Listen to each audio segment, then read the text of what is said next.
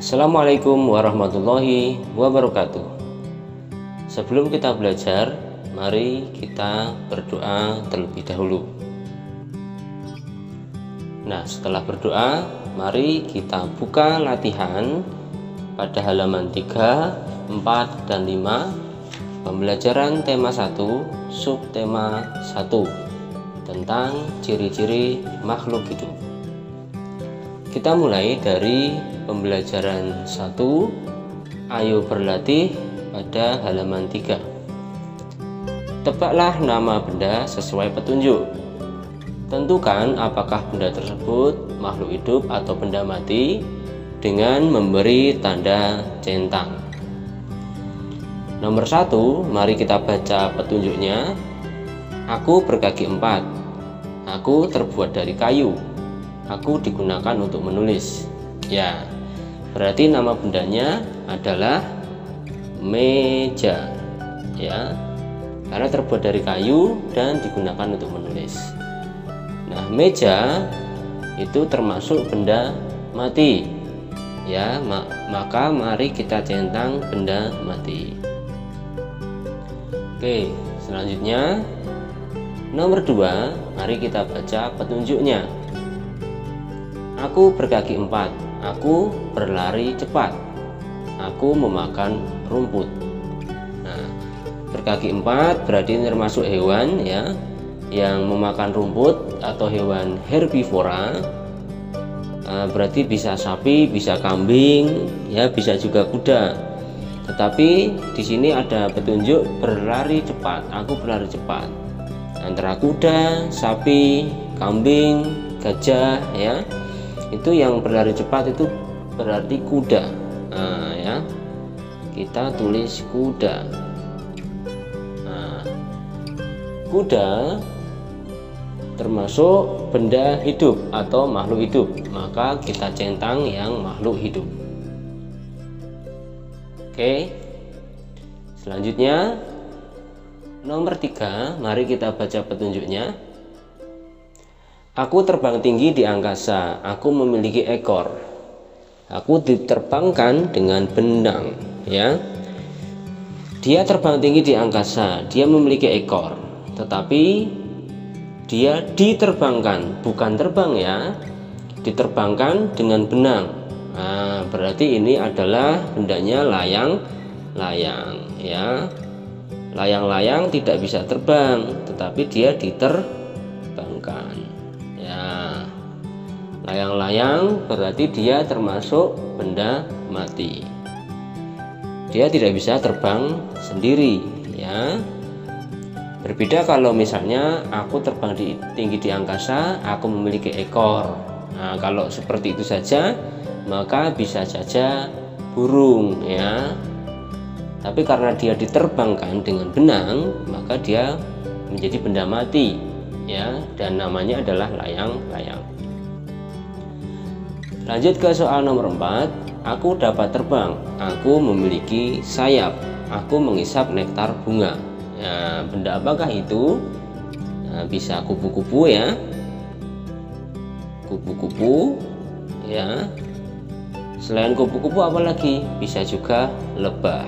Nah, kupu-kupu dan lebah itu termasuk makhluk hidup, ya. Oke. Selesai untuk soal ayo berlatih pada halaman 3. Mari kita lanjutkan ke halaman berikutnya, ke halaman 4. Di sini ada kegiatan ayo membaca. Bacalah bacaan di bawah ini dengan suara nyaring, ya. Mari kita baca bersama-sama.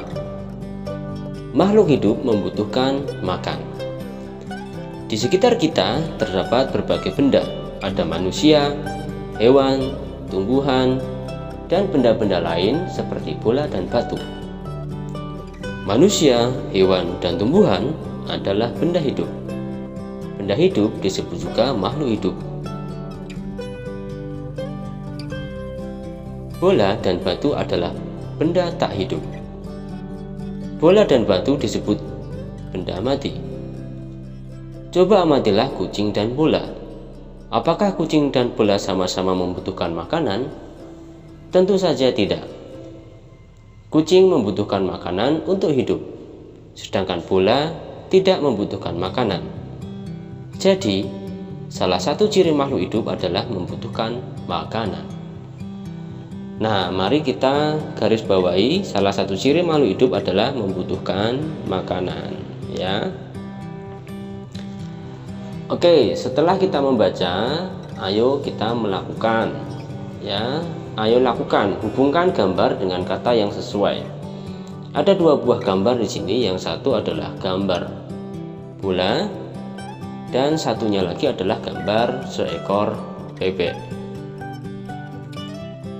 Kita diminta untuk menghubungkan gambar dengan kata yang sesuai.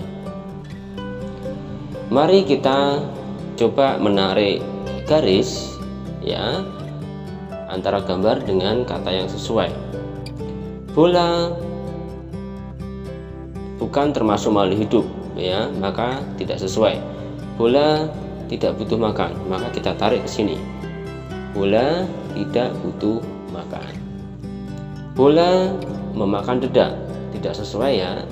Bola benda mati, maka kita tarik ke sini. Bola merupakan benda mati. Oke, sekarang coba kita hubungkan bebek, ya. Bebek, apakah dia termasuk makhluk hidup? Ya, karena bebek membutuhkan makanan, ya.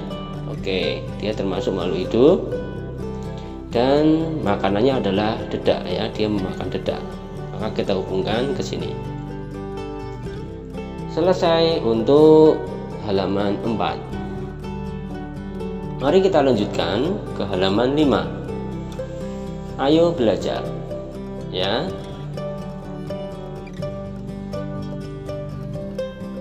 Kita baca terlebih dahulu bacaan yang ada di halaman 5. Makanan sangat penting bagi makhluk hidup untuk melakukan aktivitas sehari-hari. Manusia, hewan, dan tumbuhan membutuhkan makanan agar dapat bertahan hidup. Makanan manusia terdiri dari tumbuhan dan hewan. Makanan hewan bermacam-macam. Ada hewan yang makan hewan lain, dan ada hewan yang makan tumbuhan. Manusia dan hewan tidak mampu membuat makanannya sendiri. Bagaimana dengan tumbuhan? Apakah makanan tumbuhan sama dengan manusia dan hewan? Tentu saja tidak sama. Tumbuhan berbeda dengan hewan dan manusia. Tumbuhan dapat membuat makanannya sendiri melalui proses fotosintesis. Fotosintesis adalah proses mengolah gas karbon dioksida atau CO2 yang diambil dari udara dan air atau H2O yang diambil dari tanah untuk membuat makanan dengan bantuan cahaya matahari. Nah, itulah proses tumbuhan membuat makanan. Jadi, seperti yang sudah disinggung tadi sebelumnya, bahwa makhluk hidup terdiri dari 3 macam, ada manusia, hewan, dan tumbuhan. Dan ciri-ciri makhluk hidup yang pertama adalah membutuhkan makanan. Jadi manusia membutuhkan makanan, hewan membutuhkan makanan, tumbuhan pun membutuhkan makanan. Akan tetapi makanan tumbuhan itu berbeda dengan makanan manusia dan hewan. Selain itu, tumbuhan juga dapat membuat makanannya sendiri dengan cara melakukan proses fotosintesis. Kita bisa memperhatikan gambar 1.3, yaitu gambar tumbuhan dapat membuat makanannya sendiri melalui proses fotosintesis. Sekarang mari kita lanjutkan kegiatan ayo berlatih. Mari kita baca terlebih dahulu petunjuknya. Cobalah kamu pelajari kembali teks di atas. Lengkapi kalimat berikut dengan pilihan kata yang tepat. Ada 5 kata yang bisa kita pilih dan kita masukkan ke dalam pernyataan nomor 1 sampai dengan nomor 5. Yang pertama ada daun, kemudian akar, kemudian karbon dioksida, kemudian makanan, dan yang terakhir ada kata matahari. Mari kita langsung menuju ke pernyataan nomor 1. Tumbuhan menyerap air yang ada di dalam tanah melalui titik-titik. Apakah melalui daun, melalui akar, karbon dioksida, makanan, atau matahari? Jawaban yang tepat, tumbuhan menyerap air yang ada di dalam tanah melalui akar. Kita tulis akar untuk nomor 1. Kita coret akar, kata akar ya, agar tidak kita pakai kembali. Sekarang kita lanjutkan ke soal nomor 2. Proses fotosintesis membutuhkan gas titik-titik. Apakah gas daun? Tentu tidak ya. Gas karbon dioksida, makanan, atau matahari? Jawaban yang tepat adalah gas karbon dioksida. Kita coret dulu gas karbon dioksida dan kita tuliskan pada pernyataan nomor 2. Proses fotosintesis membutuhkan gas karbon dioksida. Oke. Sekarang kita lanjutkan ke nomor 3. Proses pembuatan makanan membutuhkan sinar titik-titik. Apakah sinar daun, sinar makanan, atau sinar matahari? Tentu jawabannya adalah sinar matahari. Kita coret matahari dan kita tuliskan di pernyataan nomor 3. Ya. Sinar matahari. Tersisa 2 kata, yaitu kata daun dan kata makanan. Mari kita lanjutkan ke pernyataan nomor 4. Fotosintesis berlangsung di bagian titik-titik. Apakah di bagian daun atau di bagian makanan? Tentu saja di bagian daun. Sesuai dengan bacaan yang ada di atas tadi, yang kita baca bersama-sama tadi. Jadi kita tuliskan kata daun pada pernyataan nomor 4. Fotosintesis berlangsung di bagian daun. Selanjutnya tinggal tersisa 1 kata, yaitu kata makanan. Otomatis dia menjadi jawaban nomor 5. Proses fotosintesis adalah proses pembuatan makanan.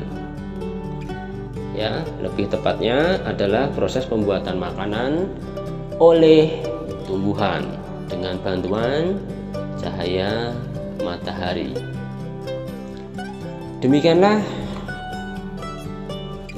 soal-soal latihan halaman 3 sampai halaman 5 pada buku tema 3A ya, atau tema 1 pertumbuhan dan perkembangan makhluk hidup, subtema 1 tentang ciri-ciri makhluk hidup. Dan tadi sudah kita catat, ciri-ciri makhluk hidup yang pertama adalah makhluk hidup membutuhkan makanan. Kita sudah selesai, mari kita berdoa agar apa yang kita pelajari ini bisa bermanfaat bagi kita bersama. Selesai berdoa, sampai jumpa lagi. Assalamualaikum warahmatullahi wabarakatuh.